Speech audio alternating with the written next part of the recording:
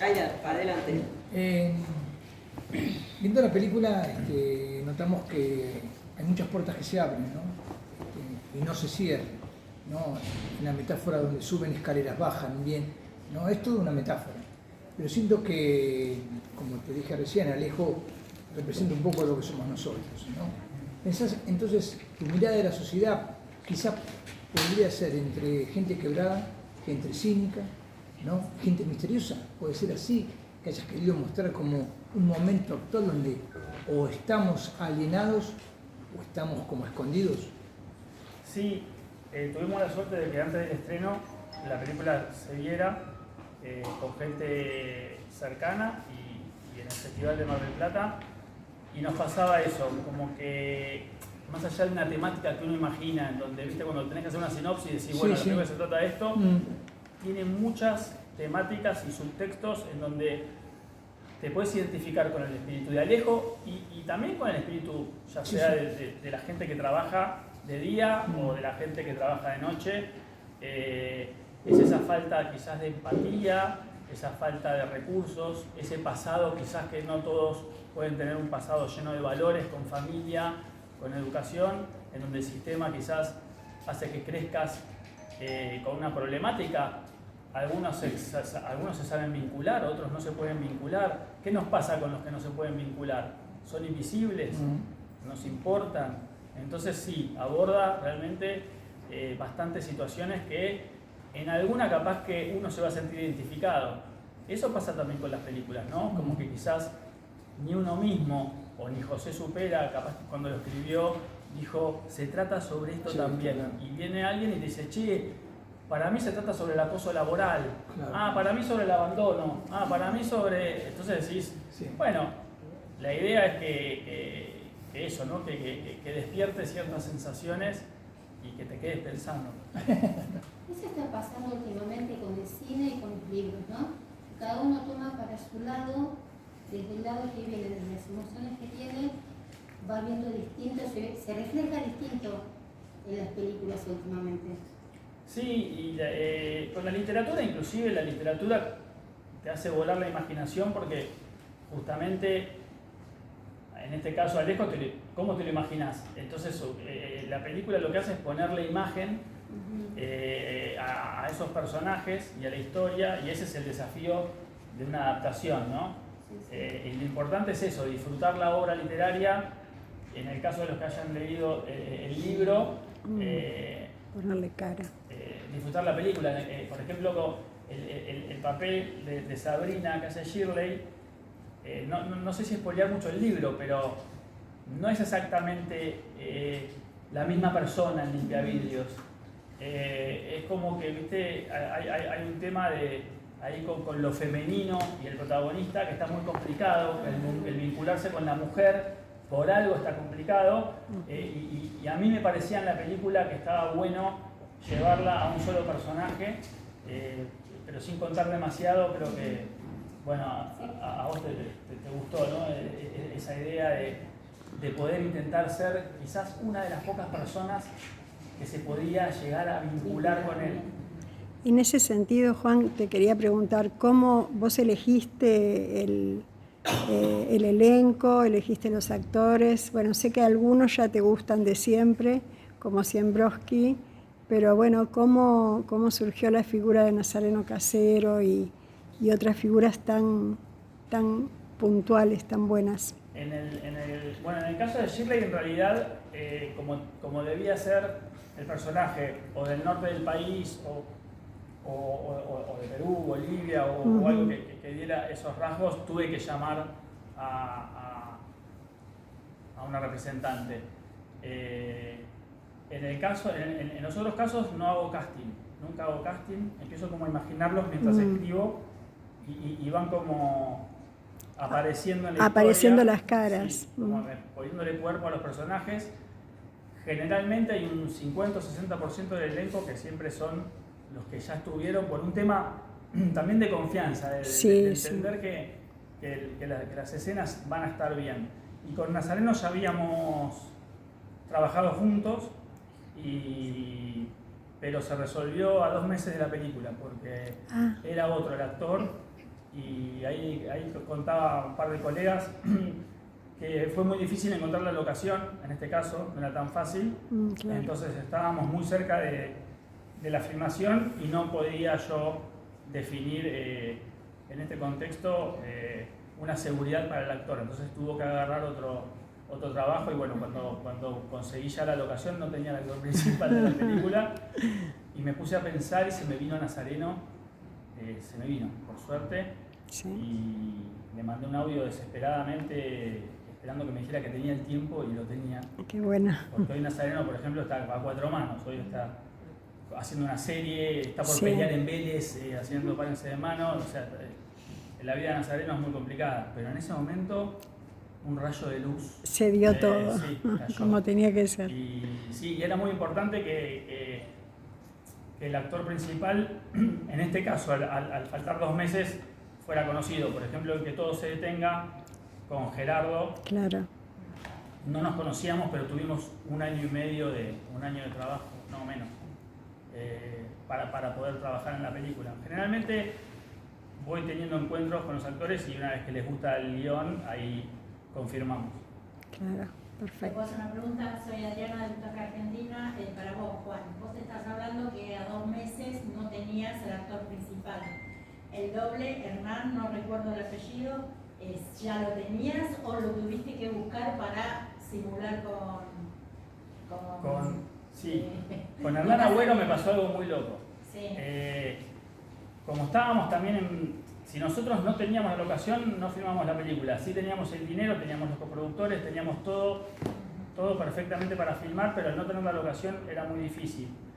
Entonces estábamos como entendiendo distintas posibilidades de quién podía ser el doble porque no era fácil. Finalmente, cuando lo llamo a Hernán, también faltando 2 meses, y me presento, me dice, nosotros hablamos en el 2016, me dice, cuando yo lo llamé por un contacto de José que había hablado con él por el libro. O sea, sin darme cuenta, yo había hablado con él hace como 8 años atrás, pero 2 meses antes de la película nos volvimos a encontrar, así que tenía que ser él. Y fue maravilloso el trabajo que hizo, porque hizo un trabajo con Nazareno muy importante, dándole no solo las herramientas para colgarse, sino dándole la confianza, que a veces la confianza es clave, ¿no? en estas cuestiones, más allá de cumplir con el protocolo, los requisitos de seguridad y todo lo que hay que cumplir, hay que colgarse, ¿no? Claro. Y Hernán fue un genio. Hernán y su equipo de trabajo estuvieron muy bien. O sea que vos tenés un contacto con el autor del libro. Sí, no, ¿Vos preferiste usar ese libro con las autorizaciones? ¿Hiciste alguna reforma más? Sí, en realidad cuando leí el libro me encontré con José Supera, nos encontramos, era clave ver si conectábamos, si veíamos de la misma manera la vida, porque si vos no conectás de ese lugar, es muy difícil después adaptar una obra literaria. Me había pasado también con Mozart Unamuno, Que todo se detenga, y con Jorge Micheli con Los del Suelo. Pegamos onda, somos muy parecidos en ciertas cuestiones, pero me dio toda la libertad para escribir el guión. Algunas versiones se las di y había como un asesoramiento de decir, che, esto me gusta, esto no. Pero sí, toda película empieza a tomar su propia forma, su propia personalidad, manteniendo el espíritu de la obra literaria. También conté que la ventaja a veces de hacer un proyecto a largo plazo, sobre todo si es una adaptación, dejás descansar el guión y cuando lo retomás y te agarran ciertas dudas, vas al libro y lo lees de nuevo. Por suerte no era un libro de Vargas Llosa, ¿viste? Pero o sea, el limpiavidrio se lee, se disfruta. El libro no solo es muy digresivo, si de repente tiene una frase de una hoja, es una frase que dice la soga se va a cortar, y vos te quedás con la soga se va a cortar, y la soga se va a cortar, dice muchas cosas. Entonces imagínate vos cuando empezás a pensar en esa frase, es un corto en sí mismo esa frase. E igualmente es una frase popular, ¿no? Una frase que es muy mencionada, muy dicha en algunos lugares. Shirley, muy lograda tu escena, cuando estabas en la calle casi desesperada sintiendo esos pasos que te seguían. ¿Cómo te sentiste? Bien, la verdad es que trabajar con NASA también fue buscar como esa relación que tenían los personajes, que estaba de alguna manera implícita o que era como transparente, pero que los dos percibían, ¿no? Y construir eso también era interesante porque había que lograr una tensión para ambos, para que, digamos, estos mundos que se iban a conocer o que se veían desde lo lejos pudieran encontrarse. ¿Y fue muy practicada, muy ensayada o salió rápido? Hicimos unos ensayos, justo cuando conocí a NASA, y nos juntamos previo al rodaje, como tratando de encontrar también ese vínculo que se iba a construir entre ambos, así que tuvimos ahí algunos ensayos como para poder tener una relación. Sí, generalmente lo que hacíamos era juntarnos, pasar letra, entender más que nada a los personajes, ver qué les pasaba a ellos, más allá del guión que leían, y ahí salir a la cancha, como para que no se desgaste la escena. Y en el caso de Nazareno, lo que era un desafío muy grande, a veces en ciertos personajes terminás de encontrar el espíritu en la primera y en la segunda jornada de filmación, sobre todo cuando, si no son 10 semanas de filmación, tenés que apurarte a entender, porque después en la película tiene que estar uniforme su manera de pensar. Entonces estuvo buenísimo ver cómo nos mirábamos y entendíamos rápidamente cómo debía ser ese personaje, qué le pasaba. Porque Alejo es como que los satélites, ¿viste? Lo rodean y él está como en una especie de trompo que gira y no se encuentra en ningún lugar, y más que hablar, observa y se guarda las cosas. Entonces el desafío también era, si no existía una voz en off en la película, de qué manera vos empezás a conocer al personaje, porque en el libro el personaje relata en primera persona todo lo que le pasa. Yo ya venía de que todo se detenga, que era un monólogo absoluto, casi una diatriba, sin parar, y no tenía ganas de volver a hacer una voz en off. Entonces fue un desafío muy, muy grande que el personaje trabaje en silencio. Esos silencios, al menos a mí, me envolvieron totalmente. Así que los felicito. Juan, disculpa, Bueno, no sé si alguien habló. Dale. No, por favor. A ver. No, te quería decir que es muy interesante, no sé, no conozco el libro, pero resulta muy interesante. De pronto pensaba, ¿no? Las Catalinas, esos grandes edificios, uno anda y dice, parte del paisaje también son estas personas colgadas, ¿no? Y forman parte, hasta es una cuestión estética. Pero las vidas y la vida del otro es lo que empieza a tomar sentido, y la extrañeza, digamos, de que uno se empieza a meter con la vida de ese ser anónimo, como aquel cartero de la vida de los otros, ¿no? Y al mismo tiempo pensaba, claro, es interesante, y además que no tenga su continuidad, las historias que va viendo, ¿no? Las historias que definen qué es lo que hay adentro. Lo que hay adentro y ese universo, que no es ni más ni menos que un reflejo, que decía, de la sociedad, de la vida, porque estamos todos inmersos. Y esa cuestión de planos de observación me parecía muy interesante. Y luego es como Taxi Driver, ¿no? El personaje, ¿no? Un lumpen, que no, como dijiste, no puede hacer contacto con nada, ¿no? Y que en el momento en el que tiene la posibilidad de intentar el amor, se suicida. No puede. Sí, esa parte, la última parte la vamos a dejar ahí. Sí, no se sí, sabe, claro. es totalmente lo que decís vos. ¿Cuánto vale la vida de los otros? José me comentó que la idea le viene porque un día estaba viendo justamente un limpiavidrios y dice, ¿cuánto vale que esté limpiando y se muere? Y a nadie le importa. Pero es interesante lo que decís, ¿por qué? Porque a través de él, que está buena esa analogía de Taxi Driver, pero acá inclusive a través de él empezás a ver qué le pasa a los demás. Claro. Todos están en una compleja situación. Entonces, uno peores que otros. Y entonces, ¿qué pasa con esa invisibilidad? Donde nosotros, cuando estamos cómodos en nuestro confort, si estamos bien, no nos importa nada. De repente tenemos un primo, una hermana, un amigo, o que se quiso suicidar, o que tiene problemas de salud mental. El tema de la salud mental es un tabú gigante, cada vez más problemático en un sistema individualista en donde nos lleva a que solo queremos alimentar nuestro yo. Entonces un poco es interesante entender al de seguridad, a la de limpieza, al sereno y también a quienes son los oficinistas. ¿Qué pasa con toda esa gente que el día a día se los come y en realidad ese trabajo que hacen es un medio para vivir, para comprar lo que no necesitas? Y es un sistema. Es un y sistema una absolutamente... miseria que nos arrasa a todos, es inevitable. Es un sistema Algún quebrado. lugar tenés que tener como posición. Sí, yo creo que la película tiene varias alegorías. Una enorme es limpio la suciedad de los otros, ¿no? Claro. ¿Qué estoy limpiando? Tu suciedad. ¿Ese edificio hace falta que se limpien todos los días? ¿Lo vi de un edificio? No. Y cuando limpio, ¿por qué no me ve nadie cuando estoy limpiando? ¿Por qué si a mí me dicen no mires para adentro? Sí, voy a mirar para adentro. Cuando a un nene vos le decís no comas la torta, se va a comer la torta. Entonces acá de alguna manera es lo mismo. Si vos querés ser parte de esa vida, sabés que no encajás, pero vos querés eso. Pero ¿qué es lo que queremos finalmente? Por eso la película tiene como distintas capas, que es como una cebolla capaz, ¿no? Después no sé si, pero por lo menos intentemos entender qué nos pasa y qué nos pasa a quienes tenemos al lado. Eso creo que es lo más importante.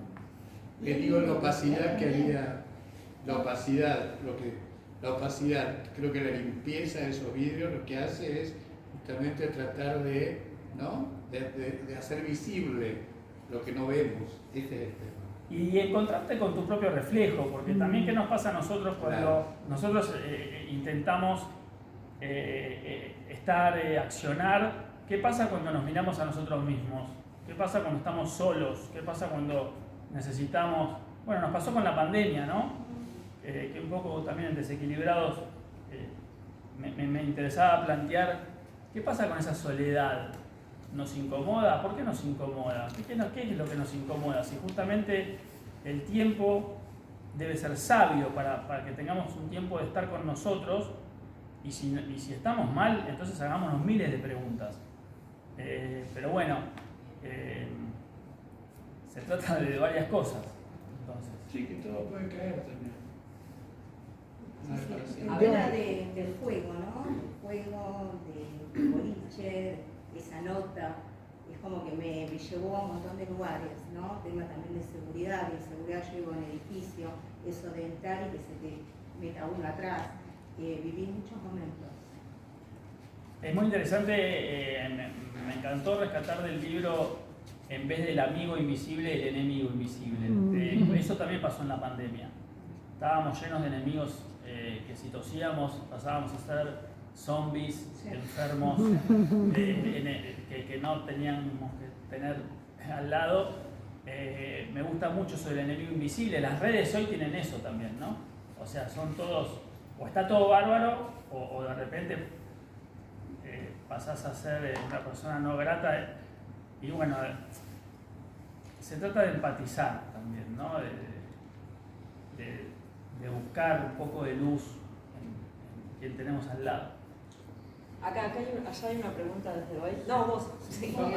Bien. Juan, quería preguntarte el tema un poco del aspecto técnico en cuanto a los equipos y también con los actores en las escenas de colgando del edificio.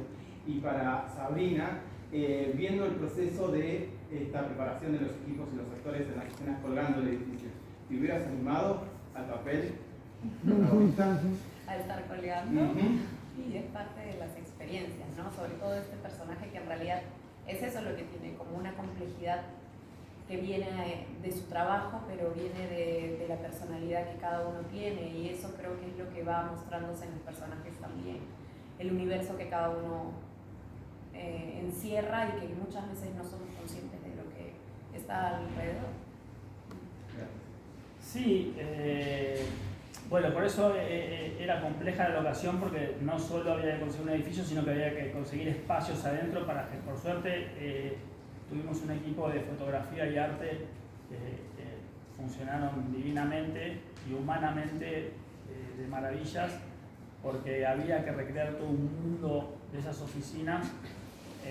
Bueno, y repito, esos riesgos en realidad son de quienes lo hacen todos los días. O sea, nosotros de última estamos planteando una alegoría con un mensaje de quienes no tienen la suerte de tener un trabajo que le guste y tienen que ir. En este caso, el protagonista inclusive, ¿por qué elige un trabajo de limpiavidrios si nunca lo fue? Se supone que le da el currículum, más allá de que no haya tenido un pasado que no sabemos cuál es, pero es otra de las alegorías de decir, me da fobia el piso, yo prefiero vivir en las terrazas y colgado, no quiero pisar abajo, no me gusta, quiero estar solo, y eso me llevó a La ventana indiscreta también. Es una enorme película, la volví a ver y me gustaba mucho la idea de qué pasa con esos vecinos, con quién se comunica, cómo se comunica. Hoy por hoy también estamos en una etapa compleja en donde sos un voyerista, no sos solo alguien que ve. Si empezás a ver demasiado, empezás a ser un hombre peligroso.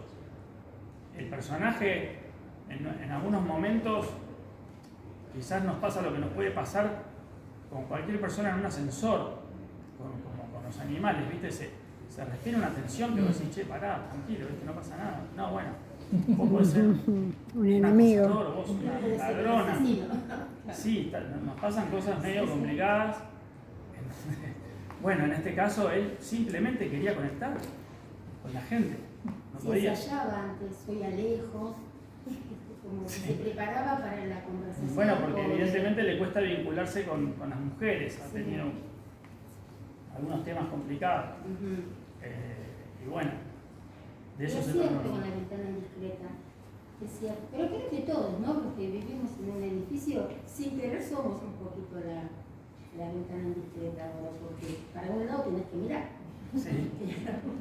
Observar. La señora que estaba sola.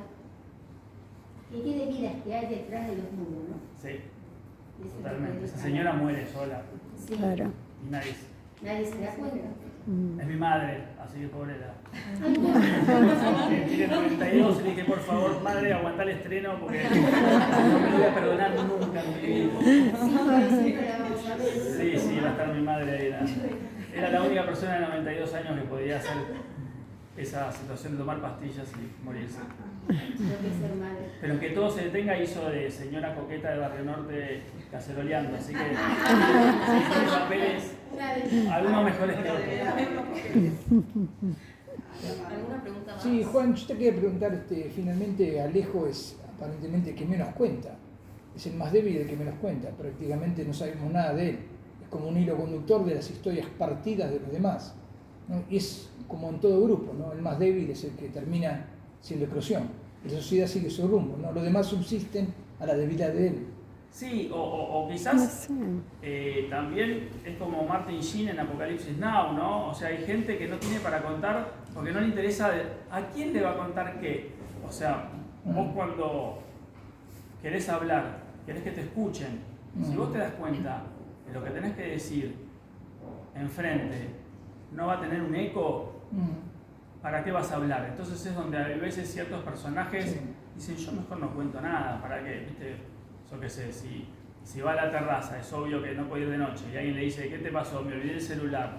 Le estás diciendo un montón de cosas. Le estás diciendo, con vos no voy a hablar. Pero eso es interesante también, ¿no? Cuando a veces los personajes, lo que tienen para decir, él se lo diría, por ejemplo, a Sabrina, supongo, ¿no? Si conectara con alguien y tuviera esa confianza para confraternizar, podría abrirse. Pero hay gente que no tiene esa posibilidad, lamentablemente, y eso empieza a estar cercano a la locura.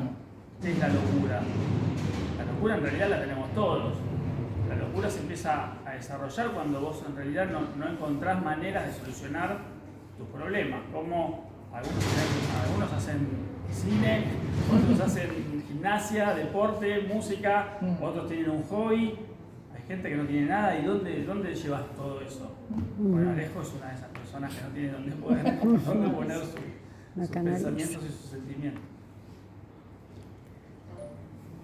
Bueno, Hacemos Una pregunta más. estrena el 5, ¿no? estrena el 5, hoy recibiremos la programación En salas. mañana, así que después les confirmamos. Bueno, Juan, ¿qué tal? Buenas tardes. Para Compochoclos y para Pantalla Partida, hay una película más con la que me sugiere tu trabajo, que no es solo la ventana indiscreta, sino también una película de John Ackerman que se llama La Vaz, que es una persona que es súper fóbica y vive encerrada en su departamento. Pero más allá de eso, me gustaría preguntarte, ¿cuál es el objetivo de tu protagonista? El objetivo de él, si lo digo, sí, está buena la pregunta. En realidad lo tengo desde el primer día que escribí el objetivo y tiene que ver con el final. Cuando vos se te mete una idea muy oscura en la cabeza, hay un libro que yo tuve de cabecera, que es El mito de Sísifo, de Camus, que me sirvió muchísimo para poder llevar el guión adelante, que dice que es como un gusano que se te mete en el corazón y ya no lo podés sacar. Ya empieza ese gusano a trabajar y eso se empieza a complicar. Entonces, esas ideas, que a veces son, digamos, muy complicadas, ¿de qué manera creo que pueden disolverse? De nuevo, con gente amiga, hablándolo, con gente que pueda ayudar. Si vos te encerrás en vos mismo y tu soledad te empieza a abrazar, te empieza a tapar, no vas a tener las cosas claras. Alejo lo que tiene claro es que no quiere estar con nadie, que no quiere estar con la sociedad, porque la sociedad lo lastimó de chico y lo sigue lastimando y sigue desconfiando. Y si vos te pones a pensar en el personaje, cuando se va transformando, es porque le suceden cosas que lo incomodan. Si ese personaje hubiera tenido o la suerte del destino, que le hubiera hecho un guiño, quizás no termina como termina, en donde ya no puede ni hacer su trabajo bien, ya no puede ni limpiar los vidrios, que se supone que es una tarea que si la sabes hacer después ya no es tan difícil, no le alcanza. Entonces sí, él tiene un objetivo claro en la película. Claro, si ella no hubiera tomado el taxi, Sí, podría sí. cambiar. Bueno, última pregunta ya. Buenas, Juan, ¿cómo estás? Me parece interesante que, si bien no es lo principal del oficio de lo que vi en la película, si para poder formar ese personaje, Nazareno tuvo un contacto con alguien que se dedica a limpiar vidrios y sobre todo en estos edificios que supongo que tienen algo de calar o asociado a ese oficio. Sí, él estuvo con Hernán Agüero, que fue el doble, que es lo que decía, no solo practicaron juntos y le enseñó, sino que le dio mucha confianza. Y Hernán estaba todas las jornadas apoyando y entendiendo cómo era la práctica. Y después con algunas charlas que yo tuve con Hernán también, era entender el porqué. Y para ellos es absolutamente, es como para vos, trabajar. Sí, un trabajo. Sí, les gusta. Entonces, de alguna manera, es eso, es naturalizar ciertas cosas en donde nosotros nunca nos veríamos y otros sí. Y al fin y al cabo, termina siendo que nos acostumbramos a lo que nos viene. Claro. O sea, la vida, viste, te da una sorpresa, terminás en Angola y bueno, ¿qué vas a hacer ahí? ¿Qué vas a hacer? Lo que te cruzaste con la persona que estaba haciendo cierta tarea y bueno, y se trata de eso. NASA le encantó la idea. Le Sí, gustó es mucho. un desafío muy... No, es que me dijo, era un desafío un poco lo que decías cuando le conté, che, te tenés que colgar una soga. Dale, pasame el guión. O sea, hay actores que les gusta eso. Él es así. Sí. Él es así. De hecho, se quería colgar una terraza, y decía, bueno, tranquilo, voy al viento. Por más que haya seguro, queríamos que termine todo bien. Cerramos con una Muchas aplauso y gracias. Sí.